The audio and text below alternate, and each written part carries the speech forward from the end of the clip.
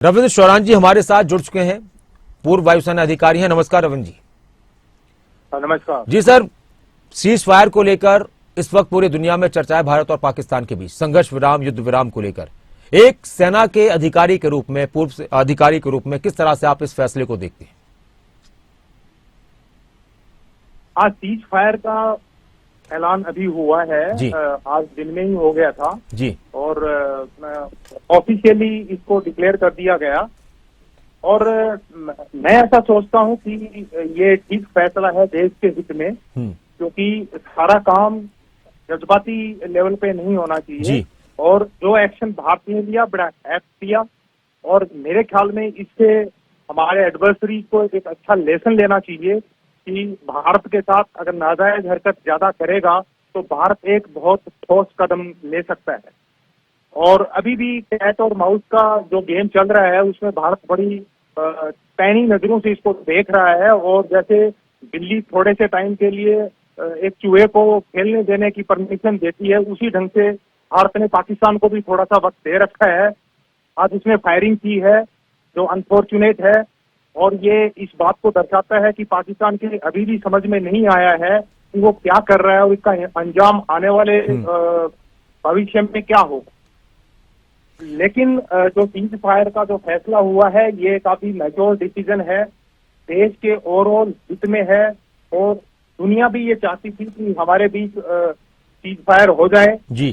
तो मैं ऐसा एक आपके चैनल के थ्रू सबको एक ये मैसेज भी देना चाहता हूं कि ये एक अच्छा फैसला है और पाकिस्तान ने इस पूरे वाकया में कुछ लेसन लिए होंगे और मुझे उम्मीद है कि आगे आने वाले समय में भी पाकिस्तान इन लेसन को याद रखेगा और एक अच्छे पड़ोसी की तरह अच्छे से बिहेव करेगा, तो ठीक से रहेगा और अपने देश का ख्याल रखेगा। मैं एक आपसे आखिरी सवाल अगर उस पर आप बोलना चाहें कि हम देख रहे थे कि हमारे देश में एक अलग तरह की भावना थी कि ठीक है इस बार पाकिस्तान ने जो हरकत की है उसका तो मुंहतोड़ जवाब भारत ने दिया है, लेकिन युद्ध की स्थिति आती है तो अब पीओके को लेकर, क्योंकि हम सभी ये जानते हैं कि शायद ही कभी बातचीत से पीओके का मसला हल हो और भारत का हक है पीओके पर जो पाकिस्तान ने कब्जा कर रखा है। तो क्या ये मौका था कि ये बात आगे बढ़ती और यहां तक पहुंचती कि हम पीओके पर कब्जा कर लेते? देखो ये मौका अभी नहीं, ये मौका 1999 में जब कारगिल हमारा ऑपरेशन हुआ था उस वक्त भी था। अच्छा। और ये पीओके को वापस लेना हमारे लिए एक वॉक है जी। लेकिन हमारी प्रायोरिटी इस समय दूसरी है। हमारा जो नेतृत्व है वो हमारे प्राइम मिनिस्टर मोदी जी कर रहे हैं, उनकी प्रायोरिटीज में ये बहुत छोटी चीजें हैं और वो बड़ी चीजों की तरफ जा रहे हैं। तो मुझे नहीं लगता कि हमें अपनी पूरी एनर्जी इस ढंग के एक ऐसी प्रायोरिटी पे देना चाहिए जो बहुत लास्ट प्रायोरिटी है।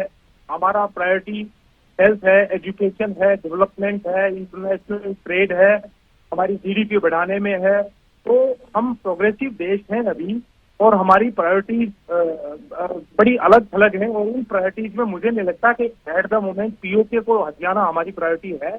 लेकिन ये जायज है कि पीओके हमारा है और हम लेने की कैपेबिलिटी रखते हैं और मुझे ऐसा लगता है कि हमारी सेनाओं के पास इतनी ताकत है कि जब चाहेंगे हम पीओके को ले भी सकते हैं। ठीक है सर, बहुत बहुत शुक्रिया जी रविंद्र शौरान जी, आपका आप हमारे साथ जुड़े। तो आखिरकार एक बड़ा फैसला हो चुका है संघर्ष विराम का। हम सभी को नहीं पता था कि इस तरह का फैसला होने वाला है। हम सभी को यह मालूम था कि पाकिस्तान की तरफ से जो जरूरत की जा रही है उसका मुंहतोड़ जवाब भारतीय सेना दे रही है। पाकिस्तान कहीं ना कहीं अपने आप को तनहा महसूस कर रहा था।